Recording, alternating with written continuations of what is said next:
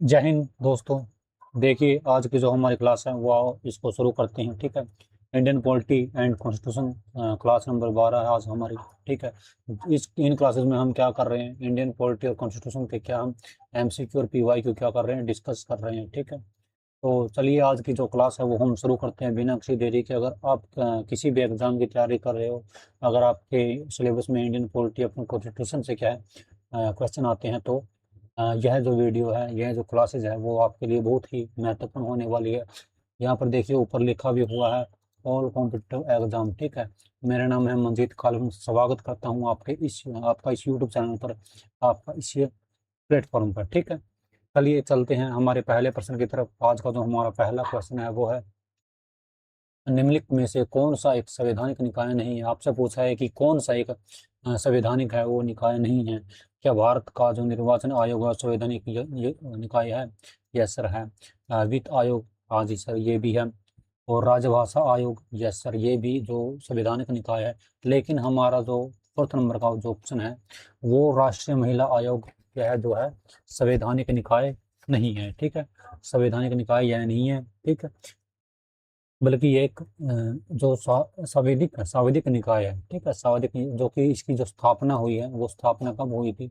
महिला राष्ट्रीय महिला आयोग की स्थापना जो हुई थी 1990 में। ठीक है। एक 1990 का एक अधिनियम आता है, राष्ट्रीय महिला आयोग अधिनियम। इसके तहत इसकी जो अ, स्थापना हुई। और 31 जनवरी 1992 को क्या होती है, यह कार्य हो जाते हैं, कि कार्य करने लगता है यह आयोग। ठीक है। ठीक है। तो अगर आपसे पूछे कि जो भारत का निर्वाचन आयोग है आर्टिकल किस में है, बस संविधान का जो आर्टिकल 324 में इसका जो कॉन्सेप्ट है वो बताया गया है। अगर आपसे कि वित्त आयोग किस आर्टिकल में बताया गया है, सर वो 280, संविधान के आर्टिकल 280 में बताया गया। अगर आपसे राजभाषा आयोग है जो पूछ ले, तो आर्टिकल 344 में इसका जो कॉन्सेप्ट है वो बताया गया। तो आप तीनों इसको क्या करेंगे, याद करेंगे। ठीक है। जो भारत का निर्वाचन आयोग कौन से आर्टिकल में है, 324 में। वित्त आयोग किस आर्टिकल में है, 280 में। राजभाषा आयोग है कौन से आर्टिकल में, 344। और जो राष्ट्रीय महिला आयोग, यह एक संवैधानिक निकाय नहीं है। ठीक है। इसकी जो स्थापना की गई थी वो की गई थी 1990 के जो एक अधिनियम आया था, राष्ट्रीय महिला आयोग अधिनियम 1990। ये कार्य कब से करने लगा था, 31 जनवरी 1992 को। ठीक है। आपके ये जो बातें हैं वो याद कर लेनी है। चलिए चलते हैं अगले प्रश्न की तरफ। अगला जो क्वेश्चन है हमारा, क्वेश्चन नंबर 2 है, निम्नलिखित में से कौन सा कार्य निर्वाचन आयोग का नहीं है? आपको बताना है कि जो कार्य है, ये 4 कार्य दिए गए हैं आपके सामने। ठीक है। इनमें से कौन सा जो कार्य है वो निर्वाचन आयोग नहीं करता है, बाकी जो 3 कार्य है वो निर्वाचन आयोग के द्वारा किए जाते हैं। चलिए, चुनाव आयोग, चुनाव चिन्हों का आवंटन, क्या यह जो कार्य है निर्वाचन आयोग करता है? यस सर करता है। निर्वाचन आयोग क्या करता है, जो चुनाव चिन्ह है वो देता है। ठीक है। निर्वाचन की जो तिथियां तय कौन करेगा? सर ये भी कौन करेगा, निर्वाचन आयोग ही करेगा। और जो चुनाव की निष्पक्षता बनाए रखने के लिए कौन जिम्मेदार है? सर निर्वाचन आयोग है। ठीक है। लेकिन जो चुनाव के लिए उम्मीदवारों का जो चयन है वो ये नहीं करता। ठीक है, वो ये नहीं करता। ठीक है। भारत का जो निर्वाचन आयोग है वो संवैधानिक निकाय है। इसका जो गठन है आर्टिकल 300, इसमें का जो गठन के बारे में आर्टिकल 324 में इसका जो कॉन्सेप्ट है वो बताया गया है। ठीक है। निर्वाचन आयोग है एक स्वतंत्र, निष्पक्ष, पारदर्शी जो चुनाव करने के लिए बनाया गया एक निर्वाचन आयोग है। ठीक है। यह जो क्या है, उम्मीदवारों का चयन नहीं करता। ठीक है। यह इस तरह कोई भी कार्य नहीं करता। यह कार्य कौन करते हैं, उम्मीदवार कौन खड़ा करते हैं? या तो राजनीतिक दल करते हैं, या फिर जो निर्दलीय उम्मीदवार है वो समय है जो नामांकन है, अपना जो नाम है अपना वो दाखिल करवा लेते हैं कि भाई मेरे को क्या करना है, ऐसे ऐसे चुनाव लड़ना है। ठीक है। ऐसा कोई भी कार्य है ये चुनाव निर्वाचन आयोग नहीं करेगा कि हाँ भाई तू खड़ा हो जा, तेरे को चुनाव लड़ना है। ये करता है जो राजनीतिक दल है, वो अपने अपने उम्मीदवारों को क्या करते हैं, टिकट देते हैं। और क्या है, अपने जो विधानसभा या फिर राज्यसभा या फिर किसी भी जहाँ भी चुनाव होते हैं, या पंचायत में आप मान लो, तो वो खड़ा करते हैं। ठीक है। राजनीतिक दलों का ये काम है। ठीक है। तो चलिए अगले प्रश्न की तरफ चलते हैं। अगला जो क्वेश्चन है हमारा वो है, भारत में निम्नलिखित में से कौन सा निकाय संवैधानिक रूप से स्थापित है? भारत में निम्न जो नीचे दिए गए जो है, इनमें से कौन सा जो निकाय है जो संवैधानिक रूप से स्थापित है? देखिए, इसका जो सही आंसर होगा वो होगा वित्त आयोग, नीति आयोग। ठीक है, वित्त आयोग है जो इसका सही आंसर होगा। सही आंसर ये वित्त आयोग है जो भारत का एक संवैधानिक निकाय है, जिसका जो गठन है भारतीय संविधान के अनुच्छेद 280 में। ठीक है, मैं पिछले क्वेश्चन में बता चुका हूँ कि आर्टिकल 280 में क्या है, इसके अंतर्गत किया गया है। ठीक है, वित्त आयोग का मुख्य कार्य क्या है? ये इसका जो कार्य है वो है केंद्र और राज्यों के बीच कर कर कर होते हैं, यानी कि टैक्स के जो बंटवारे तथा वित्तीय संसाधनों के वितरण के संबंध में क्या करते हैं, राष्ट्रपति को क्या करते हैं, सिफारिश देना इनका जो महत्वपूर्ण कार्य है। ठीक है, राष्ट्रपति का जो प्रत्येक 5 वर्ष में या फिर जो भी आवश्यकता होती है, क्या वित्त आयोग का जो क्या करते हैं, गठन करते हैं। ठीक है, चलिए चलते हैं अगले प्रश्न की तरफ। अगला जो हमारा क्वेश्चन है वो है निम्नलिखित में से किसे भारत सरकार का मुख्य कानूनी सलाहकार माना जाता है? कौन है जो जिसे मुख्य कानूनी सलाहकार है वो माना जाता है? आपका आपके सामने ऑप्शन है, भारत के मुख्य न्यायाधीश को, भारत के नियंत्रक एवं महालेखा परीक्षक को, भारत के महान्यायवादी को, सर्वोच्च न्यायालय के न्यायाधीश को। इसका जो सही आंसर होगा वो होगा भारत के महान्यायवादी को क्या माना जाता है, मुख्य कानूनी सलाहकार माना जाता है। ठीक है, कानूनी सलाहकार है वो माना जाता है। इसकी नियुक्ति बताई गई है कि आर्टिकल 70 में। ठीक है, आर्टिकल 70 के अंतर्गत क्या है, भारतीय संविधान में इसकी क्या करते हैं, नियुक्ति करते हैं। ठीक है, ये जो महान्यायवादी का जो भारत सरकार के जो कानूनी मामलों में क्या करना है, सलाह देते हैं। ठीक है, न्यायालयों में क्या सरकार का पक्ष रखते हैं तथा राष्ट्रपति द्वारा सौंपे गए अन्य जो भी कानूनी कार्यों का क्या है वो निर्वहन करते हैं, जो भी राष्ट्रपति द्वारा सौंपे गए कार्य है। ठीक है, ठीक है। महान्यायवादी है जो भारत के जो प्रथम विधि अधिकारी, और इसको क्या बोला जाता है, प्रथम विधि अधिकारी, प्रथम विधि अधिकारी। ठीक है, प्रथम विधि अधिकारी भी क्या किसको बोला जाता है, वो बोला जाता है महान्यायवादी को। ठीक है, चलिए चलते हैं अगले प्रश्न की तरफ। ठीक है, देखिए अब मैंने आपको यहाँ पर बताया किस आर्टिकल में बताया गया है जो नियुक्ति के बारे में पद है महान्यायवादी को, वो आर्टिकल 76 में। नियुक्ति किसके द्वारा की जाती है, राष्ट्रपति के द्वारा। ठीक है, अगला जो क्वेश्चन है वो है मुख्य चुनाव आयुक्त का जो कार्यकाल है कितने समय का होता है? जो मुख्य आयुक्त चुनाव है आयुक्त का जो कार्यकाल है वो कितने समय तक होता है? ठीक है, आपको बताना है कि इसका जो सही आंसर होगा वो होगा 6 वर्ष या 65 वर्ष, जो भी पहले पूर्ण हो। ठीक है, जो भी पहले हो क्या है, इनका इसका जो कार्यकाल वो होता है। ठीक है, निर्वाचन आयोग के बारे में हम पहले देख चुके हैं। ठीक है, चलिए चलते हैं अगले प्रश्न की तरफ। अगला जो क्वेश्चन है आपका वो है भारत में निम्नलिखित में से कौन सार्वजनिक पर्स का जो संरक्षक कहलाता है? जो सार्वजनिक पर्स है उसका जो संरक्षक है वो कौन है? ठीक है, ये आपको पूछा है क्वेश्चन में। ऑप्शन 1 है भारत के नियंत्रक एवं महालेखा परीक्षक यानी कि सीएजी, या फिर भारत के प्रधानमंत्री, भारत के मुख्य न्यायाधीश, या फिर विधि तथा न्याय मंत्रालय। इसका जो सही आंसर होगा वो होगा भारत के नियंत्रक एवं महालेखा परीक्षक यानी कि सीएजी है जो हमारे, वो कौन है, सार्वजनिक प्रेस का संरक्षक कहलाते हैं, सार्वजनिक प्रेस का संरक्षक कहलाते हैं। ठीक है, सीएजी है यानी कि जो नियंत्रण मालिका परीक्षक है वो यह सुनिश्चित करता है कि जो सरकारी धन है उसका क्या उपयोग व संसद और विधानमंडलों द्वारा स्वीकृत उद्देश्यों के अनुसार सही से लगाया जा रहा है या नहीं, उसका जो उपयोग सही से किया जा रहा है या नहीं। ठीक है, यानी कि भारत के जो सार्वजनिक धन का जो प्रहरी या फिर सार्वजनिक पक्ष का जो संरक्षक है इसको कहा जाता है। चलिए चलते हैं अगले प्रश्न की तरफ। अगला जो प्रश्न है आपको वो है प्रश्न नंबर 7 है, किस वर्ष भारतीय निर्वाचन आयोग में पहली बार 2 अतिरिक्त चुनाव आयुक्त नियुक्त किए गए थे? किस वर्ष पहली बार जो 2 आयुक्त अतिरिक्त क्या बनाए जाते हैं, वो किस वर्ष पहली बार बनाए गए थे? सर वो बनाए गए थे 1989 में। ठीक है, 1989 में इसकी जो शुरुआत हुई थी। ठीक है, प्रारंभ में भारत का जो निर्वाचन आयोग है उसका केवल एक सदस्यीय निकाय था जिसमें मुख्य चुनाव आयुक्त होते थे। लेकिन 1989 में क्या होता है कि पहली बार 2 अतिरिक्त आयुक्त है, आयुक्त है,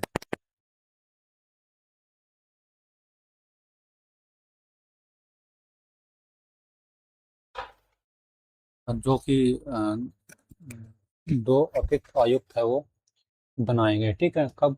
1989 में, ठीक है, 1989 में ये जो पहली बार है दो अतिरिक्त आयुक्त है वो बनाए गए थे, ठीक है। तो चलिए चलते हैं अपने अगले प्रश्न की तरफ। अगला जो क्वेश्चन है आपका वो है, राज्य के महाधिवक्ता की नियुक्ति कौन करते हैं?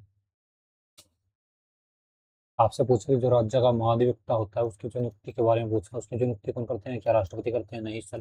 पूछने वाले के मुख्याधीश? नहीं सर। क्या मुख्यमंत्री? नहीं सर। उनके जो नियुक्ति करते हैं वो करते हैं राज्यपाल। भारत और राज्य के जो राज्यपाल होते हैं वो ही क्या है, महाधिवक्ता की नियुक्ति करते हैं। जैसे भारत में जो प्रथम जो विधिवेत्ता कौन थे? कौन थे? सीए जी, और यानी कि महान्यायवादी। इसी तरह से क्या है, सरकार में जो राज्य के जो राज्य सरकार के मुख्य विधि अधिकारी कौन है? वो है महाधिवक्ता। इसका जो कॉन्सेप्ट है वो कब कहाँ पर दिखाया गया, बताया गया? आर्टिकल 165 में बताया गया, ठीक है।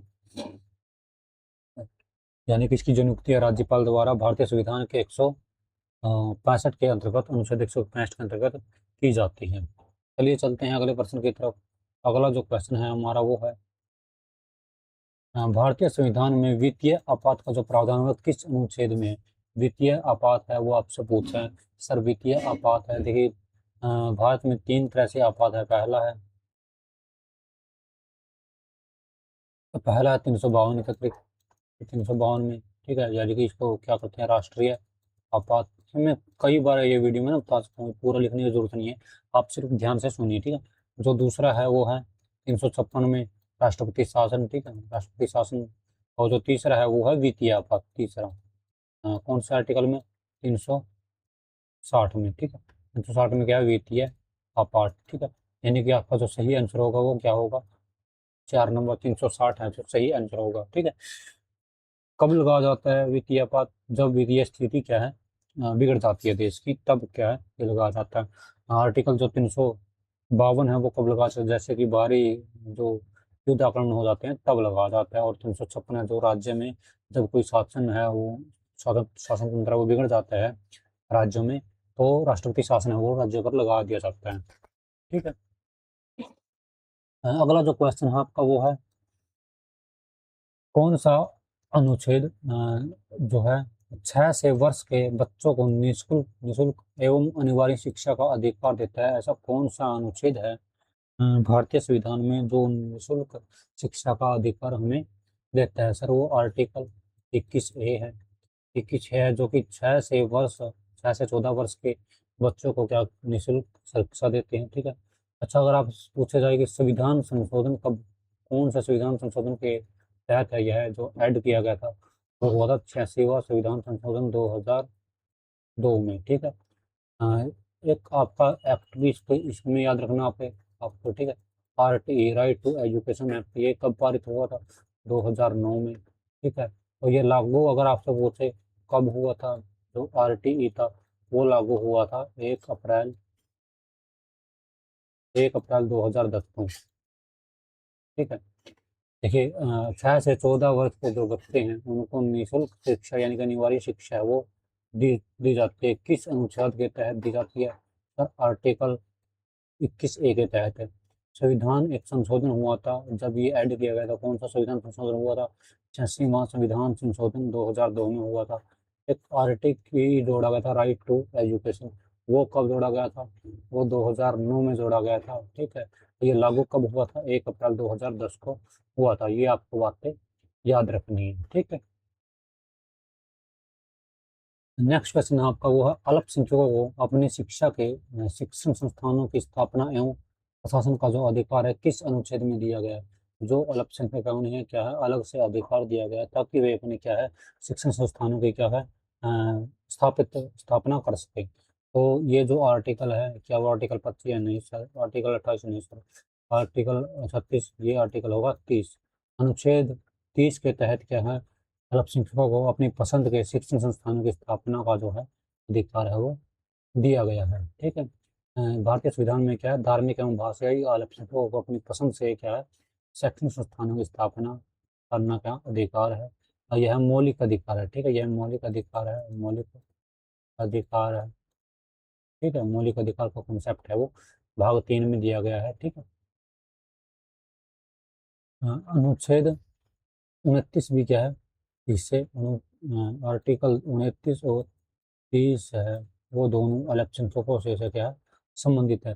29 में बताया गया है, आर्टिकल 29 में भाषा, लिपि एवं संस्कृति की क्या रक्षा करने का अधिकार है। ठीक है। ठीक है, अल्पसंख्यकों की। ठीक है, और आर्टिकल 30 में बताया गया है कि अल्पसंख्यकों को शिक्षण संस्थानों की स्थापना एवं प्रशासन का जो है अधिकार है वो दिया गया है। ठीक है। चलिए, आर्टिकल यहाँ पर एक 25 दिया गया है, ये भी क्या है, मौलिक अधिकार में है। इसमें क्या बताया गया है, धर्म की स्वतंत्रता के बारे में बताया गया है। ठीक है, किसी भी क्या है, धर्म को मानने का जो है आपको क्या है, अधिकार है।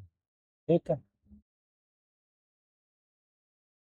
चलिए चलते हैं अगले प्रश्न की तरफ। अगला जो प्रश्न है वो आपका वो है, पंचायती राज प्रणाली सबसे पहले किस राज्य में लागू हुई थी। पंचायत है जो सबसे पहले कहाँ पर बननी हुई थी, कौन से राज्य में बनी थी, वो बनी थी सर राजस्थान में। राजस्थान में जो पहली पंचायत बनी थी, कब बनी थी, वो बनी थी 2 अक्टूबर, यानी कि गांधी जी के जन्म दिवस पर। और साल आपको चेंज कर देनी है, 1959 में। ठीक है, 1959 में 2 अक्टूबर को पहली पंचायत का जो गठन वहां पर किया गया था। ठीक है, उस समय जो पीएम थे वो थे जवाहरलाल नेहरू। नेहरू नेहरू जी प्रधानमंत्री थे। राजस्थान का कौन सा गांव था वो जहाँ पर पहली पंचायत बनी थी, वो था राजस्थान के नागौर जिले में। ठीक है, जिला कौन सा, नागौर। ठीक है, नागौर। ठीक है दोस्तों, और पंचायती राज प्रणाली की जो एक सिफारिश है वो किसने दी थी, बलवंत राय समिति ने, बलवंत राय मेहता जो समिति थी, बलवंत राय समिति। ठीक है, कब थी ये समिति, 1957 में बनी थी। ठीक है।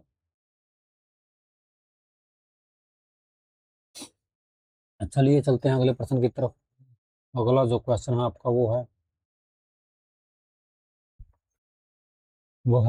ग्राम पंचायत सदस्य का जो त्याग पत्र है कितने दिनों तक प्रभावी होता है, कितने दिनों तक प्रभावी होता है। 7 दिनों तक, 15 दिनों तक, 21 दिनों तक, या फिर 28 दिनों तक। इसका जो सही आंसर होगा वो होगा 15 दिन तक। ग्राम पंचायत का कोई सदस्य यदि स्वेच्छा से क्या अपना जो त्याग पत्र देना चाहता है, तो वह मुखिया को क्या करेगा, हस्तलिखित जो आवेदन देकर है वो त्याग पत्र दे सकता है। यदि जो सदस्य है वो 15 दिनों के क्या भीतर अपना त्याग पत्र वापस नहीं लेता, तो 15 दिन पूरे होने के बाद क्या जो त्याग पत्र है वो प्रभावी माना जाता है। ठीक है, देखिए मान लीजिए ये जो सरपंच है, हमारे मुखिया जी है, और ये हमारे पंच है, ये for punch, as per sarpanch. ठीक है, ये मान लेते हैं। ये है जो अपना जो त्याग पत्र है वो लिखित में, एक जो त्याग पत्र है ऐसे एक पेज पे, ठीक है, वो लिखित में क्या करते हैं, दे देते हैं। ठीक है, ये सरपंच है जो हमारे जो, इनके पास क्या है, ये त्याग पत्र आ चुका है। अगर पंच है जो 15 दिनों तक क्या है, अगर वापस ले लेते हैं, इनके पास से वापस ले लेते हैं अपने पास, तो ये प्रभावी नहीं होगा।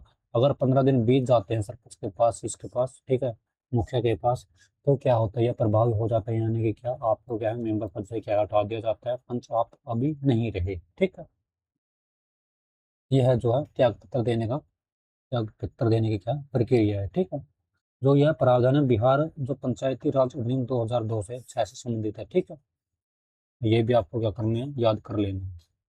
चलिए चलते हैं अगले प्रश्न की तरफ। अगला जो प्रश्न है, बिहार पंचायत राज अधिनियम 2006 के अनुसार 2 ग्राम सभा बैठकों के बीच अधिकतम अवधि कितनी है। देखिए, बिहार पंचायती राज अधिनियम 2006 के अनुसार आपसे पूछा है बिहार के। ठीक है, और ये इसका जो सही आंसर होगा वो 3 महीने, यानी कि बिहार पंचायती राज अधिनियम जो 2006 के अनुसार है, वो ग्राम सभा की बैठक कम से कम प्रत्येक 3 महीने में एक बार आयोजित की जानी चाहिए। यानी कि जो 2 ग्राम सभा के जो बैठकों के बीच है जो अधिकतम अंतर है, वो 3 महीने से अधिक नहीं होना चाहिए। जो भी ग्राम सभा के जो बैठकों में ग्राम पंचायत के विकास कार्य, योजनाओं, बजट, या फिर किसी भी तरह का जो स्थानीय मुद्दों पर क्या चर्चा है वो की जाती है। ठीक है, ग्राम पंचायत स्थापित करने का निर्देश संविधान के किस अनुच्छेद में है? जो ग्राम पंचायत स्थापित करने का क्या है निर्देश है, किस अनुच्छेद में? आर्टिकल 40 में। आर्टिकल 40 में भारतीय संविधान के आर्टिकल 40 का जो राज्य को ग्राम पंचायतों का संगठन करने के तथा उन्हें स्वशासन की जो इकाइयों के रूप में कार्य करने हेतु क्या है शक्तियाँ प्रदान यानी कि निर्देश देते हैं। ठीक है, यह हमारा कहाँ पर है सर? ये हमारे डीपीएसपी में है। आर्टिकल 40 डीपीएसपी राज्य के नीति निर्देशक तत्वों में शामिल है। ठीक है, इसका क्या उद्देश्य है? इसका उद्देश्य है सर ग्रामीण स्तर पर क्या है, स्थानीय स्वशासन को बढ़ावा दिया जाना चाहिए। ठीक है, और बाद में क्या होता है, 73वां संविधान संशोधन से 73वां संविधान संशोधन 1992 में क्या है जो है इसके द्वारा पंचायती राज संस्थानों को संवैधानिक दर्जा दे दिया गया। ठीक है, संवैधानिक दर्जा क्या था, दे दिया गया। ठीक है, अब चलते हैं अगले प्रश्न की तरफ।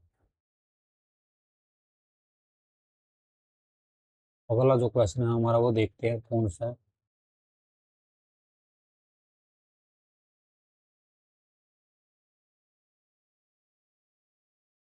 अगला जो क्वेश्चन है हमारा वो चलते हैं, ये आपको समझ में आ गया होगा। ठीक है, आर्टिकल सॉरी क्वेश्चन नंबर 16 है, पंचायत समिति अपने कार्यों के लिए किसके प्रति जवाबदेही है? किसके प्रति जवाबदेही है ये आपको बताना है। ठीक है, ये आपको बताना है कि किसके प्रति, क्या जनपद पंचायत, ग्राम पंचायत या ग्राम सभा, जिला परिषद या फिर अंचल पंचायत। ठीक है, ये आपको बताना है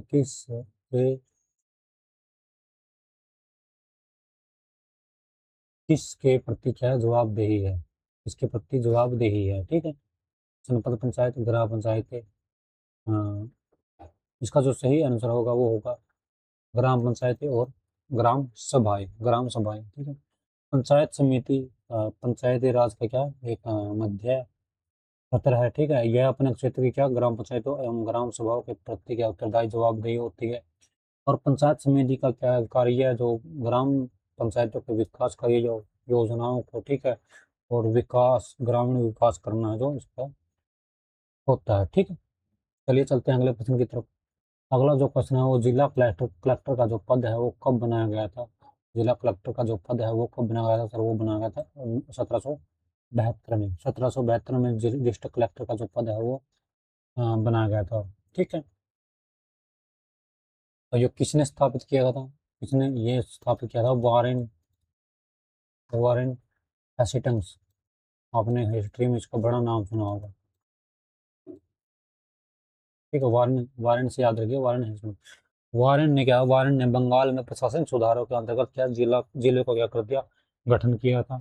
और प्रत्येक जिले के लिए क्या कर दिया, एक कलेक्टर नियुक्त कर दिया। ठीक है, एक जो जिले बना दिए पहले तो, और फिर उनके लिए हर एक जिले के लिए एक एक क्या कर दिया, कलेक्टर बना दिया। और जो पहले था वो कलेक्टर था, मुख्य कार्य उसका क्या करना था, वो राजस्व संग्रह यानी कि जो राजस्व है, रेवेन्यू है, वो इकट्ठा करेगा। डिस्ट्रिक्ट जो कलेक्टर है उसका जो कार्य ये था। समय के साथ क्या हुआ, वो जिला कलेक्टर है वो कलेक्टर है कार्यों में, प्रशासन में, कानून व्यवस्था में, चुनावों में जो है इसकी जो भी जिम्मेदारी हो जोड़ दी गई। ठीक है, चलिए चलते हैं अगले प्रश्न की तरफ। अगला जो क्वेश्चन है आपका वो है पंचायती राज की जो सही संरचना है वो आपको बता देंगे कि नीचे जो है ऑप्शन में आपको संरचना दी गई है, कौन सी संरचना है वो सही है, वो आपको बताना है। देखिए इसका जो सही आंसर होगा वो होगा जिला पंचायत, फिर ब्लॉक समिति या फिर ग्राम पंचायत और ग्राम, लेकिन यहाँ पर टिक का निशान भी लगा दिया गया है, यानी कि ये सही है। ठीक, चलिए चलते हैं अगले प्रश्न की तरफ। पंचायती राज व्यवस्था में जो पंचायत समिति का जो गठन है किस स्तर पर किया जाता है? जो पंचायती राज व्यवस्था है उसमें जो पंचायत समिति का जो गठन है वो किस स्तर पर किया जाता है, ये आपसे पूछा है। ठीक है, आपके सामने ऑप्शन है ब्लॉक स्तर पर, जिला स्तर पर, राज्य स्तर पर या फिर ग्राम स्तर पर। ठीक है, इसका जो सही आंसर होगा वो होगा ग्राम स्तर पर होगा। ठीक है, जो पंचायत समिति या फिर पंचायती राज है, ठीक है, उसका जो समिति का जो गठन है वो किस स्तर पर किया जाता है?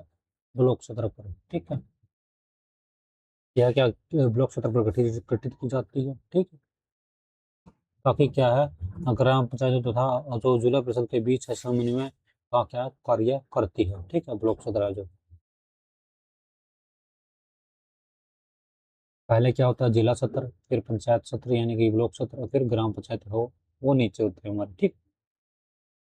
अगला जो क्वेश्चन है वो देख लेते हैं, वो है किसे पंचायत का मुखिया भी कहा जाता है। किसे पंचायत का मुखिया, वार्ड सदस्य को, सरपंच को, ठीक है, ग्राम सभा का सचिव को, या फिर इनमें से कोई नहीं है। ये जो सही आंसर होगा वो होगा सरपंच को क्या है, वो ग्राम सभा का मुखिया कहा जाता है। ठीक है, ग्राम सभा का मुखिया है जो कौन कहा जाता है, सरपंच होता है। ठीक है, क्योंकि ये निर्वाचित होता है।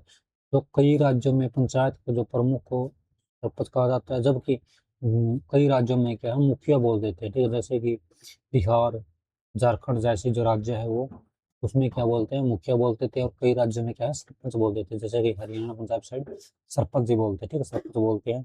और ये जो बिहार साइड में क्या है, मुखिया, इसको इनको बोल देते हैं मुखिया।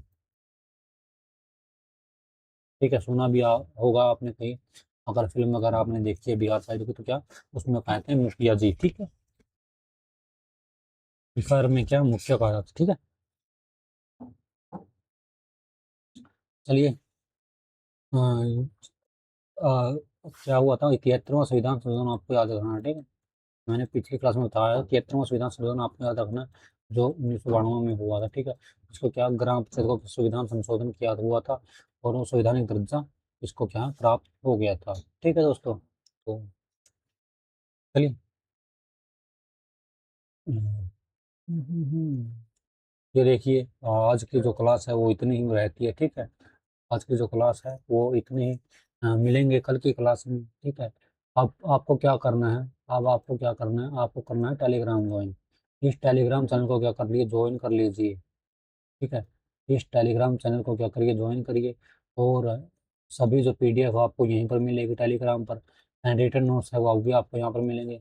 लेटेस्ट जो अपडेट है वो भी आपको मिलेंगे। तो इसको क्या करिए, ज्वाइन जरूर से करिए। आप क्या इसको स्कैनर को स्कैन करके क्या कर सकते हैं, ज्वाइन कर सकते हैं। या फिर आप करिए टेलीग्राम पर सर्च करिए मंजीत कालोन PSIR, आपको क्या है ये फोटो दिखेगी, और आपको क्या करना है, इस फोटो वाली जो टेलीग्राम आईडी को क्या है, चैनल को ज्वाइन कर लेना है। ठीक है, मंजीत कालवन PSIR, इसका जो लिंक है वो आपको डिस्क्रिप्शन में भी आपको मिलेगा। डिस्क्रिप्शन में क्या करेंगे, जाइए और इसको क्या करिए,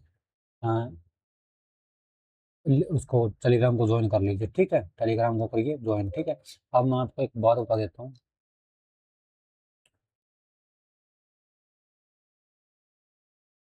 अब मैं आपको कुछ सूचना दे देता हूँ। ठीक है, अगर आप यूजीसी नेट की क्या कर रहे हैं, तैयारी कर रहे हैं। ठीक है, अगर आप क्या कर रहे हैं, यूजीसी नेट की क्या कर रहे हैं, तैयारी कर रहे हैं। एक यूजीसी नेट। ठीक है, वो अगर आप दिसंबर 2026 में जो होने वाला जो नेट है उसकी क्या कर रहे हैं, तैयारी करिए। तो इसके लिए क्या है, एक यूजीसी नेट, और आपका सब्जेक्ट है political science, polity science, paper 2। ठीक है, पेपर 2 की क्या है, MCQ और PY की जो सीरीज है वो चली हुई है, MCQ प्लस PY 2। देखिए कई बार क्या होता है, कट ऑफ जाती है, हम क्वेश्चन के हिसाब से मान लेते हैं, मान लीजिए 81 पर गई, या फिर 85 पर गई।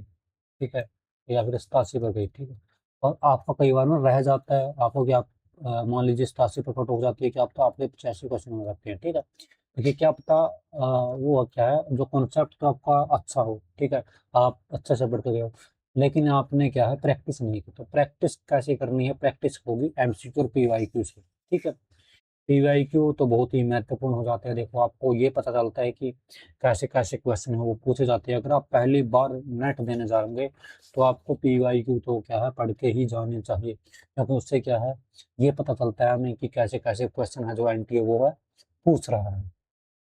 ठीक है, इसका जो प्लेलिस्ट का जो लिंक है वो डिस्क्रिप्शन में मिलेगा। ठीक है, 3 से 4 क्लासेस जो हमारी वो हो चुकी है आज के समय में। आज क्या तारीख है, आज डेट है 30 तारीख। तो 30 तारीख का की जो आज है वो लगभग 4 क्लासें हमारी हो चुकी है। आज भी जो 7 बजे उसी की क्लास थी, और 9 बजे यह है जो इंडियन पॉलिटी एमसीक्यू की क्लास होती है। तो आपको क्या करना है, जाके वो प्लेलिस्ट चेक करनी है, ठीक है। अगर आप नहीं कर रहे तो आपका अगर कोई दोस्त है वो कर रहा है, अगर आप पॉलिटिकल साइंस से जुड़े सब्जेक्ट को क्या पढ़ेंगे ना, तो आपको और भी अच्छे से क्या समझ में आएगा, ठीक है। चाहे वो इंडियन पॉलिटी हो या फिर वो यूजीसी नेट हो, ठीक है। अगर आप पीसीएस की तैयारी करें तो भी आपके लिए क्या है वो महत्वपूर्ण क्लासेस हो जाती हैं, ठीक है। क्योंकि जो यूजीसी नेट में 10 यूनिट्स होती है, वो ही यूनिट्स पीसीएस में कई बार पूछ ली जाती है, उनसे क्वेश्चन आ जाते हैं, ठीक है। और जो आपका एचपीएससी जो असिस्टेंट प्रोफेसर की जो भर्ती आती है, उसमें भी वही जो सिलेबस है, नेट वाला सिलेबस ही वो डाल दिया गया है, ठीक है। उससे ही क्या है क्वेश्चन आते हैं। तो इसकी जो प्लेलिस्ट है वो आपको डिस्क्रिप्शन में मिल जाएगी। आप क्या है चैनल पर जाकर क्या प्लेलिस्ट सेक्शन में आप जाएंगे, प्लेलिस्ट सेक्शन में जैसे ही जाएंगे आपको वहाँ पर मिल जाएगी, ठीक है। प्लेलिस्ट सेक्शन में आपको मिलेगी, ठीक है दोस्तों। तो इस क्लास में इतना ही। हाँ, मिलेंगे अगले क्लास में। जय हिंद, जय भारत। तो पढ़ते रहिए। इसकी जो पीपीटी है, पीडीएफ है, वो आपको टेलीग्राम पर मिल जाएगी। इसकी जो अगर क्या करनी है आपको रिवीजन इसकी करनी है, ठीक है।